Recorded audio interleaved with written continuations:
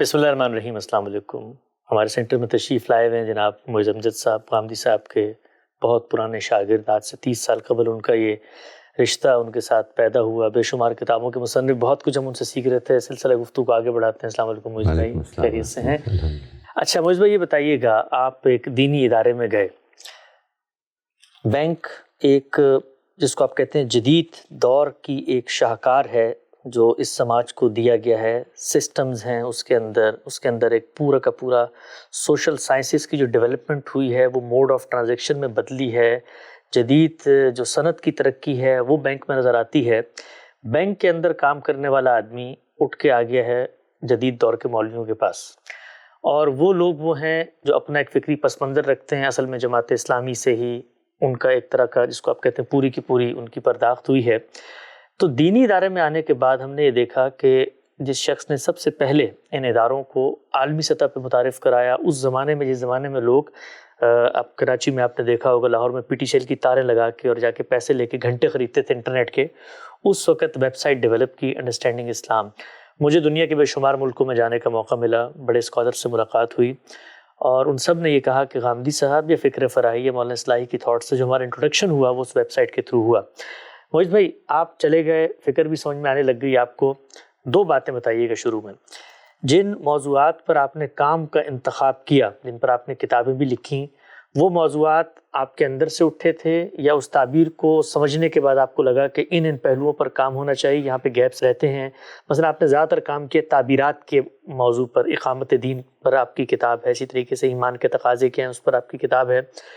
ان موضوعات کا انتخاب کیسے ہوا، اور جو پریزنٹیشن کا آپ نے اسٹائل اپنایا وہ ظاہری بات ہے اس دور کے لیے ایک نیا اسٹائل تھا، اس پر تو مزاحمت ہوئی ہوگی آپ کو کچھ؟ دو چیزیں جی، دونوں کی دو الگ الگ رویں تھیں. یعنی میرا خیال ہے کہ ایک تھا وہ کام جو میں نے اردو میں کیا ایک لمبے عرصے تک 1989-90 میں شروع کر دیا تھا، اور مجھے یاد ہے سب سے پہلا آرٹیکل جو اشراق میں میرا چھپا تھا وہ لاٹری سے ریلیٹڈ تھا، وہ کہ ہم پرائز بانڈ کے نام پر ایک ملکی سطح پر لاٹری کا کام کر رہے ہیں، جوا، اور یہ ادھر سے شروع ہوتا ہے. اور یہ پھر آخری کام جو تھا اس سلسلے میں وہ یہ تھے جو آپ نے ذکر فرمائے. یہ موقع بھی ڈیولپ ہوتے رہے. میرے خیال میں ایک جو سب سے بڑی پرابلم ہوئی مذہب کو اپنی اصل شکل میں پریزنٹ کرنے میں، وہ اصل میں مذہب کی سیاسی تعبیر ہی ہے، اور جس کے باعث میں نے اس کو ٹارگٹ کر کے پھر جاوید صاحب کی رہنمائی میں اس کے اوپر کام شروع کیا. یہ تھا جو اردو میں کام تھا. ٹھیک. جس چیز کو آپ فرما رہے ہیں کہ وہ تعارف ہوا، وہ میرا خیال ہے کہ یہ تو اللہ تعالیٰ کی بس اس کی عزت افزائی تھی کہ یہ کام جو ہے اتنے بڑے لیول پہ چلا گیا. میں نے اس کو شروع کیا تھا بیسیکلی دو چیزوں کے لیے. جب انٹرنیٹ سے تعارف ہوا میرا، اور میں نے براؤزنگ کیا کرتا تھا ظاہر ہے اپنے شوق کے لحاظ سے اسلامک اینٹی اسلامک سائٹس، تو اس میں ایک تو میں نے یہ فیصلہ کیا کہ میں نے اسلام پر، قرآن پر خاص طور پر اٹھے گئے اعتراضات کا جواب دینا ہے. یعنی نمبر 1 یہ مقصد تھا. اور نمبر 2 یہ تھا کہ میں نے اس کو اپنا ہدف بنانا ہے کہ ایک کسی بھی شخص کا سیکوینس میں آنے والے سوالوں کا جواب دینا شروع کر دینا ہے. یعنی کسی کی ذاتی کوئی مسئلہ ہے، کوئی پرابلم ہے، یعنی ایک میں نے آرٹیکل پہ کنٹینیوسلی کام کرتے رہنا ہے جو قرآن سے ریلیٹڈ ہو. ٹھیک. جیسے مثال کے طور پر گرامیٹیکل ایررز ان دا قرآن کے نام سے، یعنی قرآن مجید کی نحوی غلطیاں کے نام سے ایک آرٹیکل تھا جو کافی اللہ تعالیٰ نے اس کو پذیرائی دی اور کافی پاپولر ہوا. اسی طرح سے اور بہت سارے آرٹیکل نحوی غلطیوں کے جواب میں کچھ لکھا، یعنی نحوی غلطیاں، لوگوں نے کہا کہ قرآن مجید میں گرامیٹیکل ایررز ہیں، تو اس کے جواب میں اور بھی لوگوں نے جواب دیے ہوئے تھے. لیکن میرا خیال ہے کہ اس پر وہ جو آتھر تھے ان سے میرا ڈائریکٹ بھی رابطہ ہوا، انہوں نے مجھے اس زمانے میں یہ کہا کہ میں اس پہ اس کے جواب کا کام کر رہا ہوں اور انشاءاللہ میں دوں گا. اور میں نے ان کو یہی کہا تھا کہ I will really wait for it, کیونکہ مجھے یہ پتہ ہے کہ اس کا جواب نہیں دیا جا سکتا اب. یعنی that issue has been settled once for all. آج ہی میں جب دیکھتا ہوں اف یو سرچ فار معز امجد تو آپ کو بہت ساری سائٹس پر وہ آرٹیکل مل جائے گا. انڈرسٹینڈنگ اسلام انفارچونیٹلی ہمارے ایک دوست کی غلطی کی وجہ سے اب وہ رینیو نہیں ہو سکی، تو it is no longer the site. لیکن یہ کہ وہ آرٹیکلز جگہ جگہ مل جاتے ہیں، تو اس میں grammatical errors in the Quran and absurdity in obvious absurdity کے نام سے میں نے اس کا جواب لکھا تھا. اور بہت سارے آرٹیکلز اس طرح کے تھے. اور ساتھ ہی ساتھ یہ کام شروع کر دیا کہ ایک پرسنل کویسچن ایک آدمی کو اگر کویشچن ہے related to some social issues, related to some financial issues, کوئی بھی سوال ہے اس کا، تو اس کا میں نے جواب لکھنا ہے اور اس کے اوپر تھوڑی سی محنت کرنی ہے. تو یہ کام شروع کر دیا اور اللہ تعالیٰ نے اس کو اتنی پذیرائی دی کہ وہ ایک زمانے میں وہ واحد اکیلا ہی تھا میں کر رہا تھا جو کام، ایک زمانے میں وہ پھر دنیا کی اسلامک سائٹس میں نمبر 1 پہ اچھا ماشاءاللہ بالکل ایسے. اینڈ الحمدللہ وہ ٹائم بھی تھا. اس کے بعد پھر اس وقت تک یہ جاری رہا جب تک کہ میں نے یہ کام کیا، اور پھر یہ جب یہ فیصلہ کیا کہ نہیں کردار کی تعمیر پہ کام کرنا ہے. اور میرا خیال ہے کہ وہ آج جب میں اس کو پریزنٹ کرتا ہوں تو میں یہ کہتا ہوں کہ کردار اصل میں پری ریکوزٹ ہے مذہب کا. یعنی انسان کو بنیادی تو یوں سمجھ لیں آپ کہ ریلیجن از مائی چوائس. میں جب اگر ہونا تو یہ چاہیے نا، مطلب ہمارے یہاں تو ریلیجن اب ایک انہیریٹڈ چیز ہے، لیکن religion basically is my choice. جبکہ انسان مجھے اللہ تعالیٰ نے بنا کے دنیا میں بھیجا ہے. اخلاق و کردار کا معاملہ انسان سے ریلیٹڈ ہے اور مذہب انسان کی چوائس ہے، تو اس لیے وہ پری ریکوزٹ ہے. اور پھر دیکھیے کہ مقدمات آج بھی اگر قرآن مجید اپنے آپ کو، اللہ تعالیٰ کا مذہب اپنے آپ کو اگر پریزنٹ کرتا ہے کہ اس کو دیکھ لو، ہر پہلو سے دیکھ لو، تو وہ جو پہلو دیکھنے کے ہیں جن کی بیسس پر آپ کسی مذہب کے اچھے یا برے ہونے کو اسیس کریں گے، وہ بھی اصل میں وہ پرنسپلز ہیں جو آپ کی یونیورسٹی اللہ تعالیٰ کی ودیت کردہ پرنسپلز ہیں. یعنی سچائی ہے، دیانت ہے، امانت ہے، یہ ساری چیزیں وہی ہیں. یہ مسنگ لگتی ہے مجھے. میں نے جس طرح آج کیا اپنے اندر بھی اور اپنی سوسائٹی میں بھی. ٹھیک. اس پر پھر میں نے یہ کام سوچا کہ میں اس کو اپنی زندگی کا ہدف بنا کر، اور ٹارگٹ یہ ہے کہ میں خود امپروو کروں. اللہ تعالیٰ کے حضور جانے سے پہلے کچھ امپروومنٹ کے راستے پہ چل پڑوں. بہت خوب. اللہ تعالیٰ ہم سب کو اللہ کے حضور میں سرخرو اور کامیاب کرے. ایک اور سوال میں آپ کی خدمت میں رکھنا چاہتا ہوں، اور جس طریقے سے آپ نے اپنی زندگی میں ایک بڑا شفٹ لیا، یعنی خالص دینی، فکری، فنی موضوعات، اور وہ موضوعات جو کسی بھی مذہبی پس منظر میں بڑی اہمیت رکھتے ہیں، اور اس سے سوسائٹی میں آپ کا ایک رتبہ بھی اور مقام بھی بنتا ہے. ایک شخص نے 20-25 سال عربی زبان سیکھی ہے اور مشکلات قرآن مجید کی حل کی ہیں اور اس پہ کتابیں لکھی ہیں، تو وہ اس کی شناخت بھی بن جاتی ہے. اور اپنی شناخت کو تبدیل کرنا شاید دنیا میں سب سے مشکل کام ہوتا ہے. سوال آپ کی خدمت میں یہ ہے کہ جو مذہبی تحریکیں ہوتی ہیں، مذہبی تحریکوں کو ایک طرف رکھ کے کوئی بھی انٹلیکچوئل کاز یا موومنٹ ہوتا ہے، اس میں لوگ بہت انسپریشن اور ڈیڈیکیشن کے ساتھ شامل ہوتے ہیں. دیکھنے میں یہ آیا ہے کہ وہ انسپریشن اور ڈیڈیکیشن تو اصل میں ایک میڈیم ہوتی ہے جو آپ کو ایک نقطے سے لے کے دوسرے نقطے تک پہنچانا چاہتی ہے، لیکن نتیجے کے اعتبار سے بڑے بڑے انقلابات جو ہیں وہ انقلاب حال کے شکار ہو جاتے ہیں. مقصد ہوتا ہے اللہ تعالیٰ کی نظر میں ہم وہاں پہنچ جائیں جو ہم سے وہ چاہتا ہے، یعنی اس کی خواہش کی دریافت ہو، اس کی منشا کی یافت ہو. لیکن نتیجے کے اعتبار سے اصل میں آپ نے جو پلیٹ فارم بنایا ہوتا ہے، آپ اسی کے اندر گھوم رہے ہوتے ہیں. آپ غامدی صاحب سے مودودی صاحب پہ جائیں گے، مودودی صاحب پہ سے ڈاکٹر اسرار پہ آئیں گے، وہاں سے فرائی صاحب پہ جائیں گے، تو دائرے کا سفر ہو رہا ہوتا ہے، جانا کہیں اور ہوتا ہے، لیکن آپ اندر ہی گم ہو کے رہ جاتے ہیں. بتائیے گا مجھے آپ کہ آپ کی آبزرویشن بھی یہ ہے کہ انٹلیکچوئل موومنٹس میں سب سے زیادہ جس چیز کی ضرورت ہوتی ہے وہ ان فکری کاموں کے ساتھ ساتھ یہ بتانے کی ہوتی ہے کہ بھائی یہ جو تم فکری کام کر رہے ہو، اس کا مقصد بھی اصل میں تمہاری شخصیت کو وہاں پہنچانا تھا. Right quite right, absolutely right. اصل پرابلم یہ ہے، اور ہم کئی دفعہ اس موومنٹ کے اندر ہی پھنس جاتے ہیں کہ شاید یہی، یعنی وہی جو میں آپ سے گزارش کر رہا تھا، مقصد کو الگ کرنے اور جو اس وقت اس مقصد کے تحت کام ہو رہا ہے اس کو الگ کرنے. بہت خوب. ہاں، ان دو چیزوں کو ہمیں الگ الگ رکھنا چاہیے اپنی زندگی میں. اس وقت اس مقصد کے تحت جو مجھے کام کرنا ہے، میں نے اپنی سائٹ پر جب یہ لکھا کہ میں کیا کام کرنا چاہتا ہوں، تو یہ تھا کہ دا rejuvenation of the human spirit. یعنی وہ جو اصل میں انسانی اسپرٹ ہے، انسانیت کی اسپرٹ ہے، اپنے اندر بھی اور دوسروں کے اندر بھی، اس کو ریجوینیٹ کرنا ہے. وہ اللہ نے ہماری فطرت کے اندر رکھی ہوئی ہے، اس سوسائٹی میں آ کے وہ دب گئی ہے.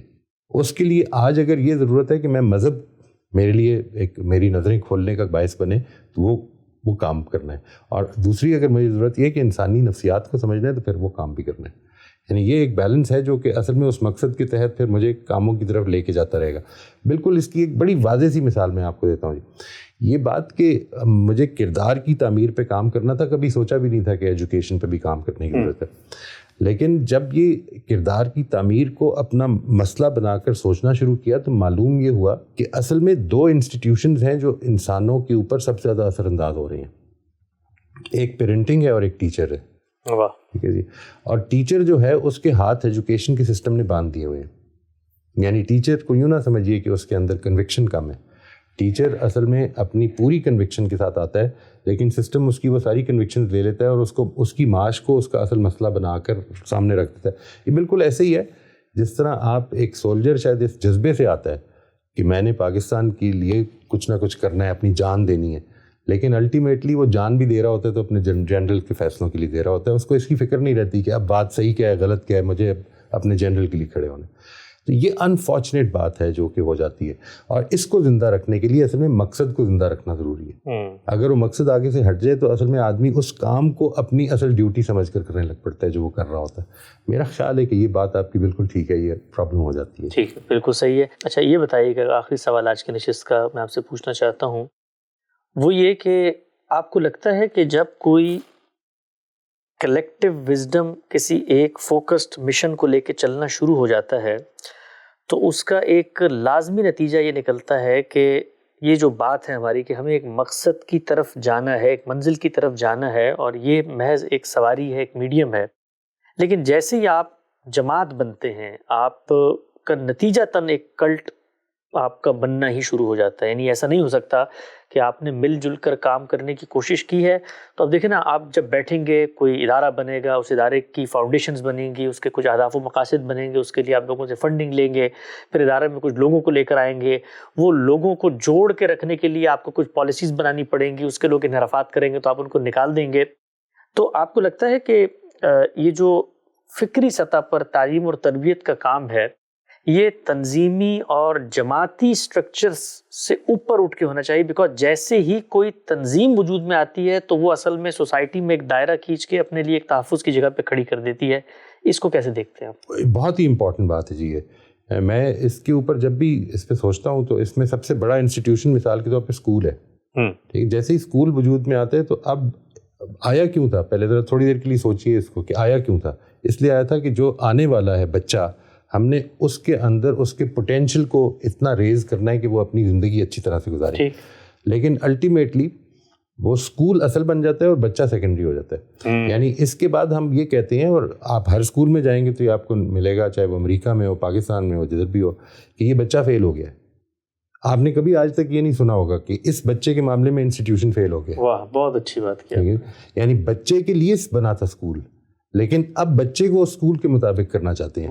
یہ اس طرح کی بات ہو گئی کہ جس طرح آپ بایولوجی کی کتاب پڑھیں اور یہ کہیں کہ انسان کو ایسا ہونا چاہیے, ایسا نہیں ہے. اصل میں ہم نے انسان کو اسٹڈی کیا اور بایولوجی کی کتاب آئی. دیکھیے ہر ٹیچر, ہر سوچنے سمجھنے والا آدمی یہ جانتا ہے کہ انسان یونیک ہے, ایوری انڈیویجول از یونیک. لیکن جس وقت ہم اس کو پرکھنے بیٹھتے ہیں تو ساروں کا امتحان ایک لیتے ہیں اور کہتے ہیں کہ یہ فرسٹ ہے اور یہ سیکنڈ ہے اور یہ تھرڈ ہے. یونیکنیس کو ہم خود اگنور کرتے ہیں. یہ پرابلمز ہو جاتی ہیں جیسے ہی ہم چیزوں کو انسٹیٹیوشنل دائروں میں ڈالنے کی کوشش کرتے ہیں تو وہ اصل میں وہ دائرے اصل بن جاتے ہیں. وہ جو کسی نے کہا تھا, میرا خیال ہے چرچل نے کہا تھا, جیسے کسی نے, مجھے نہیں یاد, نام بھول جاتا ہوں میں, کہ انسان انسٹیٹیوشنز بناتا ہے اور پھر اس کے بعد انسٹیٹیوشنز انسان بناتے ہیں. یہ ایک نوعیت کی ٹریجڈی ہے جو کہ انسانوں کے ساتھ ہو جاتی ہے, اور یہی وجہ ہے کہ ہمیں الٹیمیٹلی اس مقصد کو بار بار یاد کرنا چاہیے کہ ہم نے یہ اس لیے کیا تھا, یہ بچوں کی ڈیولپمنٹ کے لیے کیا تھا, یہ ہم نے اخلاق کی ڈیولپمنٹ کے لیے بنایا تھا, یہ ادارہ اس مقصد کے لیے بنایا تھا. آج اگر وہ خود ادارہ اس مقصد میں رکاوٹ بن گئے تو we need to review it. بہت اچھی.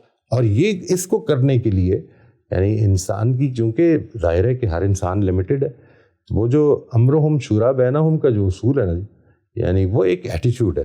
میں تو یہ سمجھا ہوں جی کہ امرہم شورا بینہم صرف فصل نزاعت کا ذریعہ نہیں ہے, یہ اصل میں ایک پورے کا پورا ایٹیچیوڈ ہے کہ جس میں انسان کو یہ تربیت دی جاتی ہے کہ آج اگر میری پسند کے خلاف بھی کچھ ہو رہا ہے تو مجھے سرنگوں ہو جانا چاہیے, کیونکہ پھر یہ اللہ تعالیٰ کا فیصلہ ہے. اللہ تعالیٰ ہو سکتا ہے ہمیں کسی مشکل سے گزار کر کچھ تربیت دینا چاہتا ہو, لیٹس فائنڈ دیٹ آؤٹ. بہت خوب، بہت خوب. بہت اچھی گفتگو کا سلسلہ جاری ہے معیز بھائی سے. بڑے منفرد پہلو ہیں جو عام طور پہ بالخصوص ہمارے پلیٹ فارمز پہ جو ایک دینی پس منظر کے لوگ ہوتے ہیں وہاں پہ اکثر اتمام حجت اور اس سے متعلق جہاد و قتال کی باتیں ہو رہی ہوتی ہیں، لیکن یہ جو زندگی کے تجربات ہیں اور بالخصوص معیز بھائی نے ایک بڑی لمبی عمر ان میں کھپائی ہے، ان کے جو حاصلات ہیں اس کو جاننے کا سلسلہ جاری ہے. پوچھیں گے معیز بھائی سے کہ تعلیم ان کی نظر میں کیا ہے. اور ہمارے ہاں علم کا حصول لوگوں کی بڑی خواہش ہوتی ہے اور لوگ عام طور پہ سمجھتے ہیں کہ علم جو ہے وہ ڈگریز کا نام ہے، معلومات کا نام ہے، کسی ایک شعبے کے اندر اپنا نام نمایاں کرنے کا نام ہے. علم کی ایسنس کیا ہے، علم کی ان کی نظر میں تعریف کیا ہے، زیر بحث لائیں گے. وقت ختم ہوتا ہے، اب تک آپ لوگ کا بہت شکریہ. بہت شکریہ.